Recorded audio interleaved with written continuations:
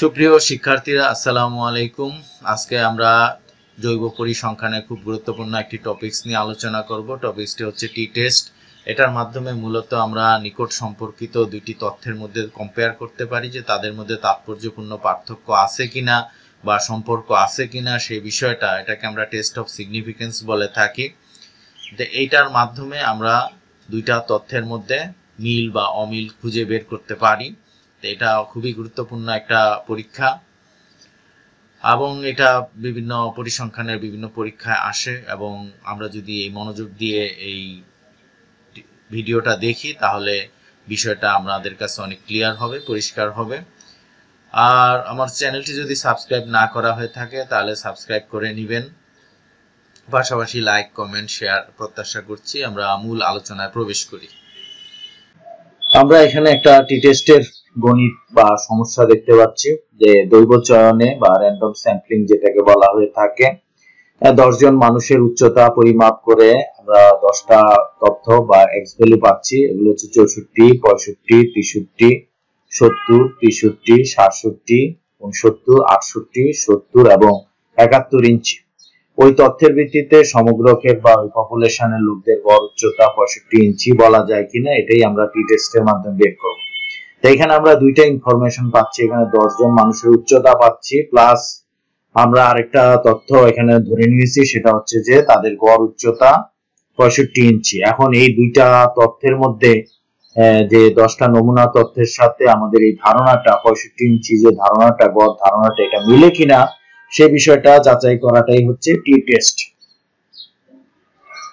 আমরা টি টেস্ট করার জন্য প্রথমে আমাদের যে এক্স ভ্যালুগুলো আছে সেই ভ্যালুগুলোর বর্গ বের করতে হবে। 64 এর বর্গ হচ্ছে 4096, 65 এর বর্গ হচ্ছে 4225, 63 এর বর্গ হচ্ছে 3969, 70 এর বর্গ হচ্ছে 4900, 63 এর বর্গ হচ্ছে 3969, 67 এর বর্গ হচ্ছে 4489, 69 এর বর্গ হচ্ছে 4761, 68 এর বর্গ হচ্ছে 4624, 70 এর বর্গ হচ্ছে 4900, 71 এর বর্গ হচ্ছে 5041। এখান থেকে আমরা আরো দুইটা বিষয় বা পরিমাপ বের করব। একটা হচ্ছে সামেশন অফ এক্স ভ্যালু, অর্থাৎ এই এক্স ভ্যালুগুলোর যোগফল হচ্ছে 670 আর বর্গগুলোর যোগফল হচ্ছে 44974। এই দুইটা তথ্য আমাদের লাগবে টি টেস্ট করার জন্য। টি বের করার জন্য, টি ভ্যালু বের করার জন্য এখানে আমাদের x bar minus mu into root over n এবং ডিভাইডেড বাই s, এই সমীকরণটা আমরা ব্যবহার করব। আরেকটা হচ্ছে যে এই s ভ্যালুটা বের করার জন্য আমাদের ভেদাঙ্ক বের করতে হবে, s square 1 by divided by n minus 1 x square summation of x square minus summation of x whole square by n। তো এখানে একটা বিষয় খেয়াল করতে হবে, যে বিষয়টা ভুল হতে পারে, সেটা হচ্ছে যে এটা হচ্ছে সামেশন অফ x স্কয়ার, যেটা আমরা অলরেডি বের করেছি যে 44974, আর এটা হচ্ছে summation of x whole square, অর্থাৎ এই সামেশন অফ x যেটা আছে 670, এটার বর্গ বের করতে হবে, ডিভাইডেড বাই n, n দিয়ে ভাগ করতে হবে। তো এখানে আমরা x যেটা পাচ্ছি যে এই যে x ভ্যালু যেটা x বার, এটা হচ্ছে নমুনার গড়, এটা আমরা বের করে নিতে পারি। সামেশন অফ x হচ্ছে 670 আর নমুনা হচ্ছে 10টা নমুনা, আমরা 10 জন মানুষ উচ্চতা নিয়েছি, 670 কে 10 দিয়ে ভাগ করলে 67 ইঞ্চি হয়ে থাকে। এখানে মোট গণসংখ্যা n ভ্যালু হচ্ছে 10, মিউ এটা আমরা অনুমিত গড় যেটা আমরা ধরেছি যে ওই সমগ্রকের বা পপুলেশনের মধ্যে সবার গড় উচ্চতা হচ্ছে 65 ইঞ্চি, সেটাকে আমরা মিউ দ্বারা প্রকাশ করি। এখন আমরা এই মানগুলো এখানে বসাবো, যে 1 এখানে n ভ্যালু হচ্ছে 10 minus 1, x summation of x square হচ্ছে 44974, আর সামেশন অফ x হচ্ছে 670, এটার বর্গ বের করতে হবে, এটাকে 10 দিয়ে ভাগ করতে হবে। তারপরে এখানে আমরা 10 মাইনাস 1, এখানে আমরা 9 পাচ্ছি, 44974 এটা as it is। এখানে আমরা 670 এর যে বর্গ, সেই বর্গ বের করে সেটা দিয়ে 10 দিয়ে ভাগ করলে আমরা পাই 44890।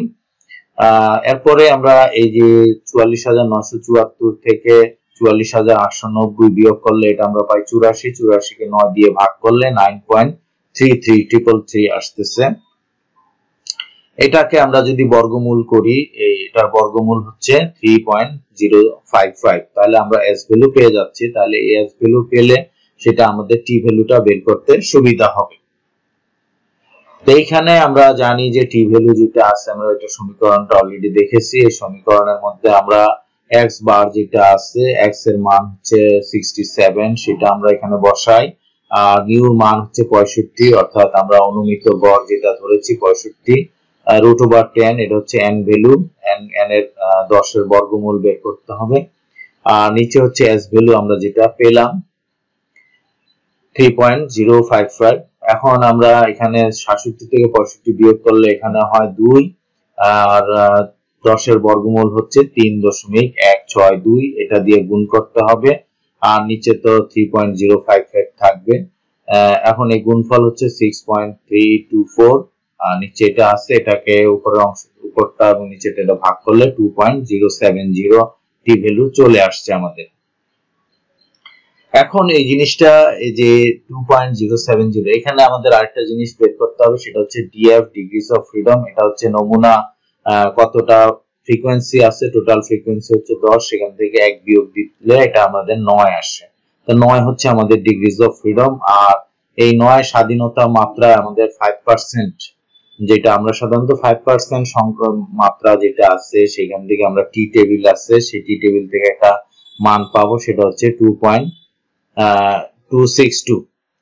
এটা আমরা দেখাবো যে কিভাবে এটা আসলো। তো আমাদের যে ক্যালকুলেটেড ভ্যালু যেটা আছে সেটা ছিল 2.070, আর আমাদের টি টেবিলের ভ্যালু হচ্ছে 5% এ 2.262, অর্থাৎ এই ভ্যালুটা হচ্ছে কম, আমাদের ক্যালকুলেটেড ভ্যালু হচ্ছে কম। তাহলে পরিগণিত মান বা ক্যালকুলেটেড মান 2.070 ছোট হওয়ার পার্থক্য হচ্ছে তাৎপর্যহীন, অর্থাৎ এই যে আমরা যে নিউ ধরেছিলাম 65, এই 65-র সাথে এই গড় ভ্যালুর সাথে আমরা যে 10টা নমুনার ভ্যালু পেয়েছি সেটা আসলে কোনো পার্থক্য নাই, সুতরাং লোডের উচ্চতা 65 ইঞ্চি বলা যায়।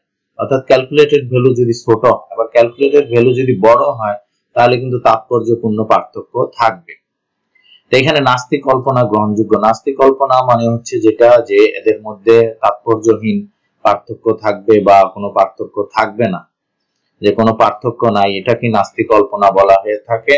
অর্থাৎ নাস্তি মানে হচ্ছে যে এটা নেগেটিভ, অর্থাৎ তাদের মধ্যে নেগেটিভ যেটা বলা যায় যে গুরুত্ব বা সিগনিফিকেন্স থাকবে না, নেগেটিভ সিগনিফিকেন্স আসবে।